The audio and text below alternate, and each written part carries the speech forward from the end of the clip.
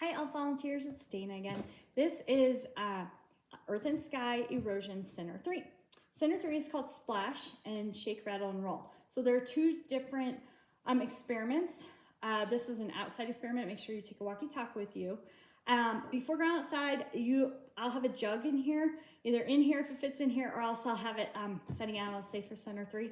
And I would suggest filling that with water because you're going to have to use water. You may have to refill it because you may not have enough water for all four of your sessions or center times. But that way it'll be easier, so you'll have the water with you. So the first is called Splash. It's about raindrops on Earth. For that, there's a lamination thing in here. I don't think you need to really fill it out. I think that'll take too long. But it's kind of for you to use to talk with the kids about.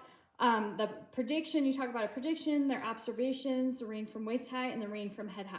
So what you're going to do is you're going to take these plates, and there's wax paper in here, and on each plate you're going to put wax paper on top of it.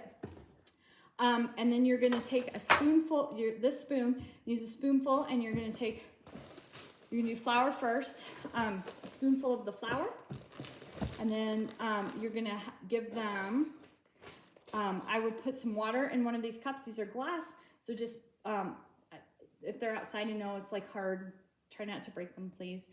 I'm trying to use things that are more environmentally friendly and can be reused better than like some of the plastic cups with last time. So these hopefully will last this whole time and we can reuse them. So I would just fill it up pretty high and then you'll reuse the water later. And then let each of the kids, I put 6 in here. That should be enough for every kid to have an eyedropper. And it's up to you on whether you want them all to do every single one, because you're going to do 3 times. You're going to do the flour, the sand, and the gravel. You're going to do the same thing for each. So you may want to, if you have 6 kids, have 2 do flour, 2 do gravel, and 2 do sand.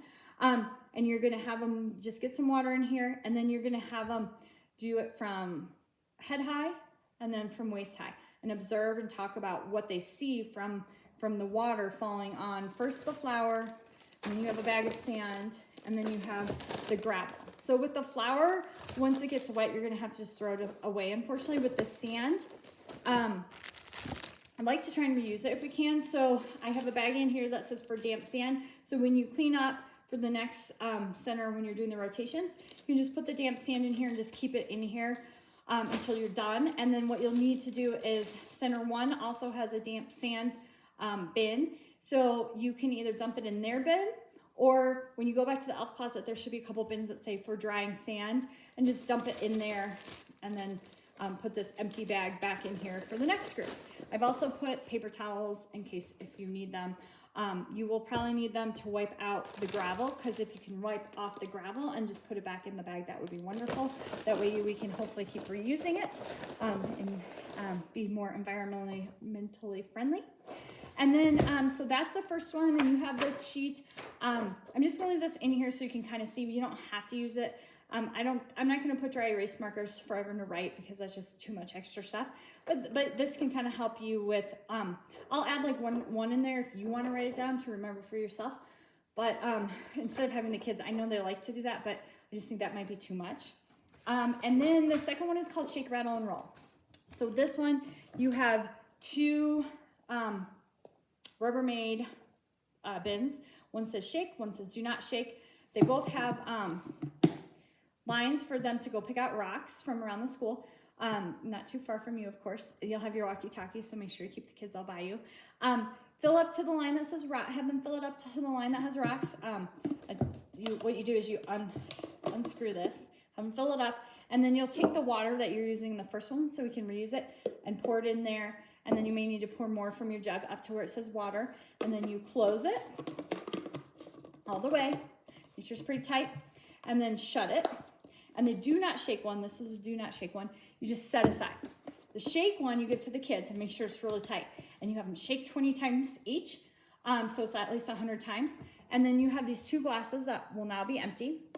And one of them you you open just the top part, pour the shake water in, and look at it and observe it. Like, you only really have to fill it up maybe halfway. And on the other one, just fill it up halfway. And then the don't shake, you'll see it's pretty clear. So it's pretty cool. You can talk with the kids about what they're observing, what they're seeing.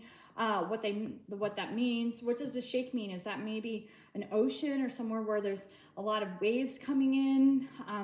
What's the don't shake? Maybe it's a calm lake, calm pond, something like that. So kind of talk about that. And then if you do have more time, and also if you only have time to do the first experiment, that's fine. Sometimes those go fast and sometimes they don't. So you don't have to do the second one if you don't have time or don't want to. And then if you have time, what you can do is you'll have another cup in here. You can take a filter, and I just kind of held it on here and then use the shake one again, and just pour the shake water through the filter. And what you'll see clear water here, and then like all the sediment on top here. And then you can compare the 3 cups and talk about the difference, and one's filtered, and maybe even talk about how, yeah, we get our water and it's filtered. I mean, it kind of goes along with the water one from last time. So it's just another fun thing to see the difference between all the water with rocks and water not shaken with rocks. So that's it. And then when you're done, just clean it out. Have them dump the rocks back out outside, and then dump out the water and just clean that out, and then start all over for your next round. And then if you can make sure, I know it seems like a lot, if you can try and fit everything back in here for the next group, that would be wonderful. It's probably at the beginning there will be a lot more stuff in there because there's more flour in there, and there are more the paper towels. So, and if you have any questions, or if you seem like you're running low on anything, please let me know at mitchellelf@gmail.com, or text me on the number I have on the bins. Thanks. Have fun.